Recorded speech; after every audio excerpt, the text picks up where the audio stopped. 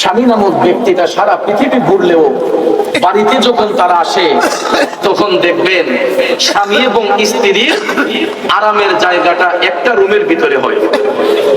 ঘরে যদিও 3-4 বেডরুম থাকে, স্বামী স্ত্রীর রুম কি একটা হয় নাকি দুইজন আলগা আলগা থাকে? একটা রুমের ভিতরে থাকে। এক রুমের ভিতরে বাজান বিছনা কয়টা? একটা না দুইটা হয়? স্বামী এবং স্ত্রীর বিছনা কয়টা হয়? তার মধ্যে কাজ হইল বিছনা একটু, ঠিক কিনা? ঝগড়া হইল বিছনা পেলাম একটু। মোহব্বত যদি বেশি হয় বালিশ হয় একটা, ঠিক না বেঠিক? আর কোন কোন সময় বালিশ লাগে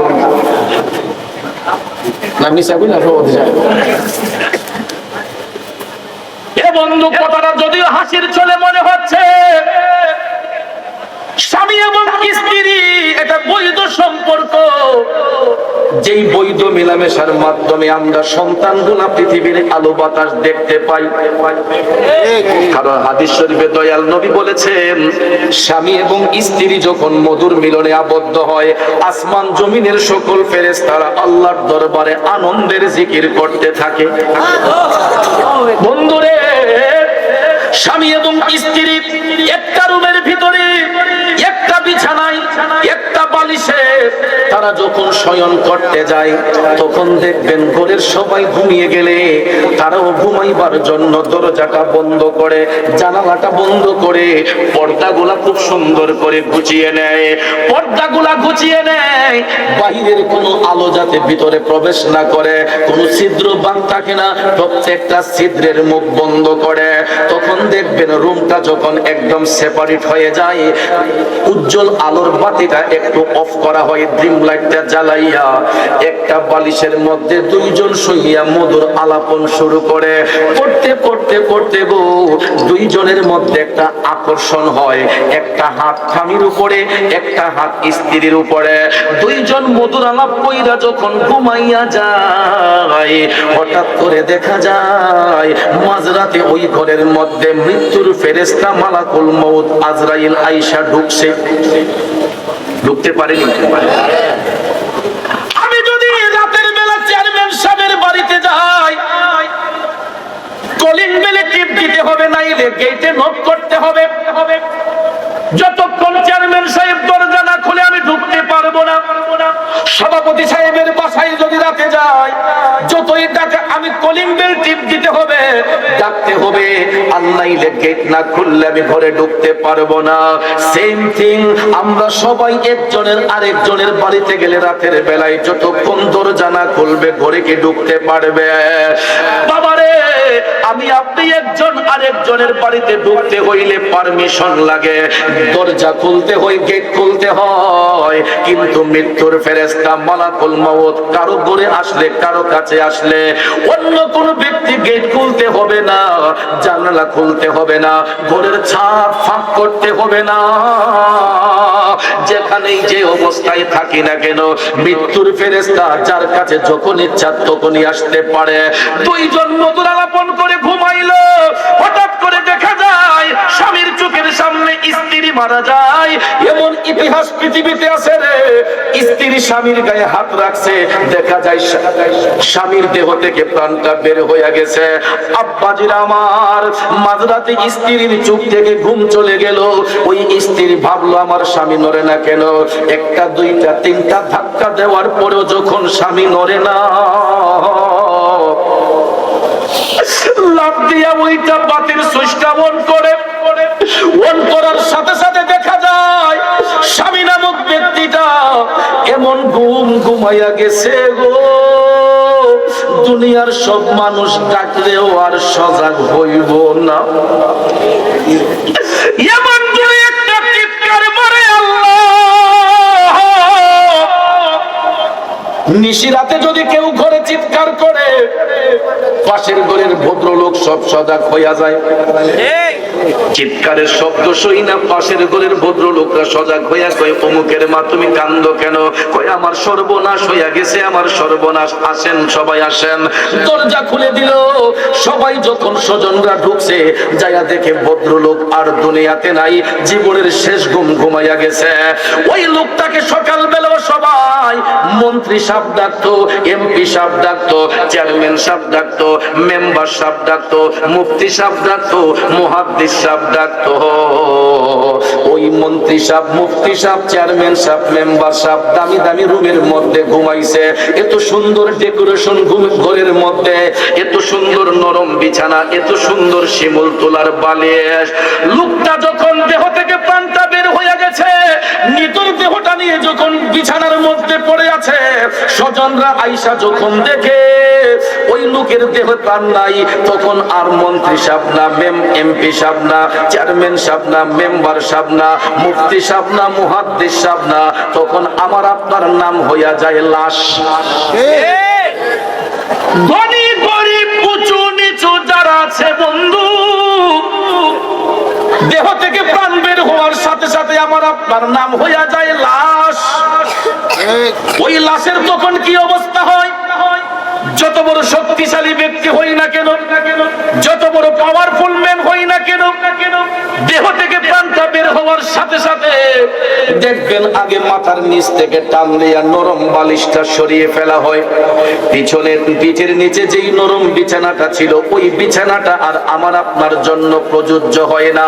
যখন আমরা নিতর বডি নিয়ে পড়ে থাকি, নিতর দেহ নিয়ে যখন পড়ে থাকি, তখন দেখবেন বক্স পালঙ্কে আর আমাদেরকে রাখা হয় না, সেমি বক্সে রাখা হয় না, চোখের উপর রাখা হয় না, পাক্কার উপরে অথবা মাটির উপরে একটা শীতল পাটি বিছাইয়া আমার আপনার নিতর দেহটারে বালিশবিহীন পাক্কার উপর শোয়া রাখা হয়।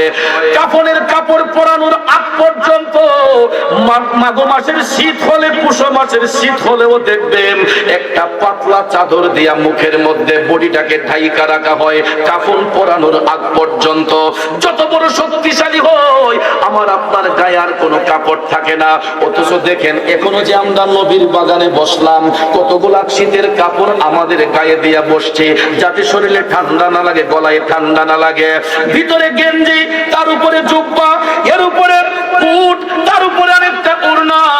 আমার ভাইয়েরা, শুধু আমি নয়, সবার দিকে তাকাইয়া দেখেন কত ভ্যারাইটিস কালারের কাপড়, দামি দামি শীতের কাপড় পরে আমরা জান্নাতের বাগানে বসছি।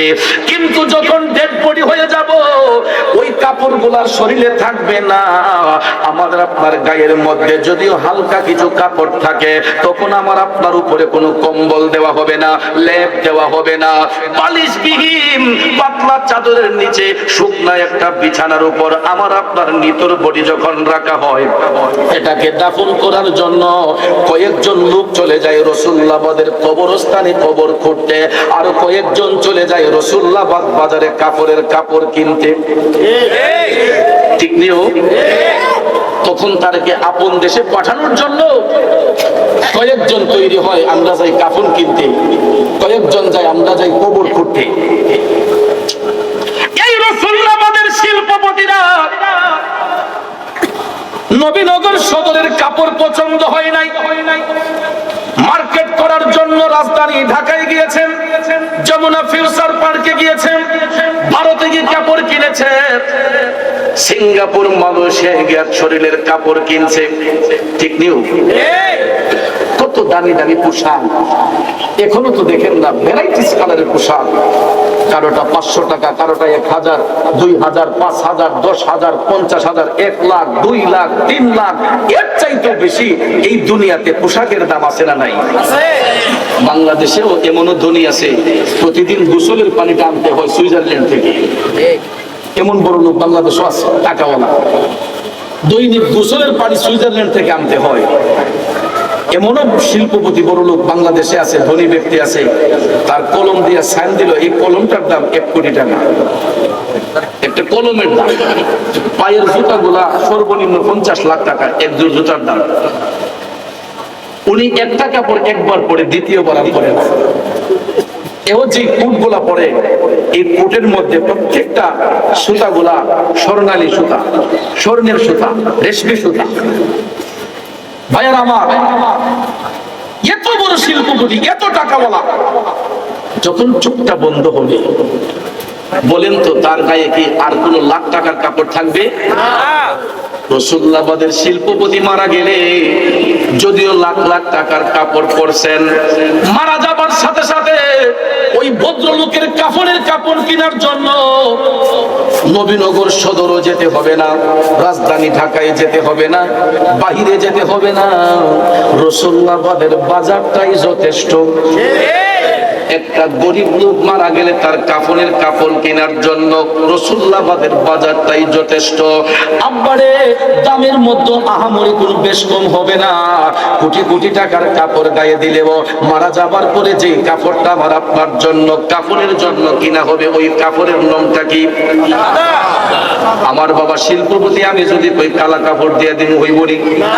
হলুদ কাপড়, খয়েরি কাপড়, লাল কাপড়, নীল কাপড়, কাপড়ের রং কি হবে?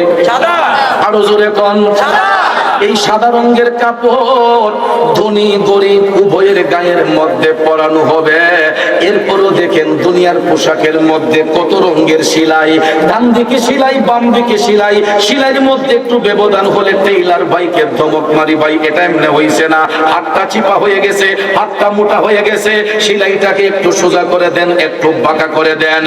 কিন্তু কবরের পোশাক যখন গায়ে পরানো হবে, ওই পোশাকের সাইডে বলেন, সামনে বলেন, পিছনে বলেন, কোনো সেলাই থাকবে না।